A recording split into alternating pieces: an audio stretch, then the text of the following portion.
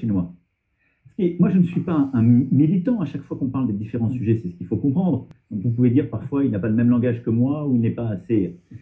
Mais de là où je suis, quelle est l'action utile que je dois mener? Je ne vais pas déclencher la guerre à la Chine sur ce sujet, mais c'est d'avoir...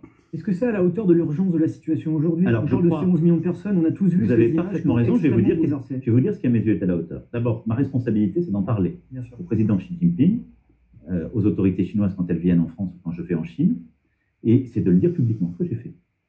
Ensuite, c'est d'avoir une stratégie européenne, parce que là aussi, si on veut être fort face à la Chine, il faut être très clair. Il faut avoir un peu de réalisme géopolitique, c'est l'Europe le bon mieux. C'est l'Europe. Nous, Européens, on doit défendre nos valeurs. Aujourd'hui, ce qui est menacé, c'est une forme de relativisme. On dit vos valeurs occidentales, ce ne sont pas des valeurs. Les droits de l'homme, la dignité de la personne humaine, la lutte contre le travail forcé, ce ne sont pas des valeurs qui sont européennes, ce sont des valeurs universelles. L'Europe doit défendre ses valeurs universelles. Donc moi, ce que je souhaite, c'est que nous, Européens, dans notre dialogue avec la Chine, on porte cette exigence. Et qu'on demande quoi? La cessation immédiate de ces camps. La cessation immédiate des violences. Mais ça passe par des sanctions, justement justement, ça, on doit le voir au niveau européen. Voilà, on a peur de la Chine, c'est aussi... Mais bien sûr que la Chine intimide beaucoup plus, ce qui fait qu'il y a parfois beaucoup plus de prudence. Ouais. Mais de là où je suis, moi, je dois aller chercher à avoir une action efficace. Je respecte les Chinoises, les Chinois, je respecte les autorités, comme avec tout pays. Et j'ai toujours eu ce rapport, d'ailleurs, qui est un rapport de vérité, pas d'invective, d'exigence, et d'essayer de trouver le chemin utile dans le rapport diplomatique. C'est entre l'Europe et la Chine qu'on doit trouver la solution.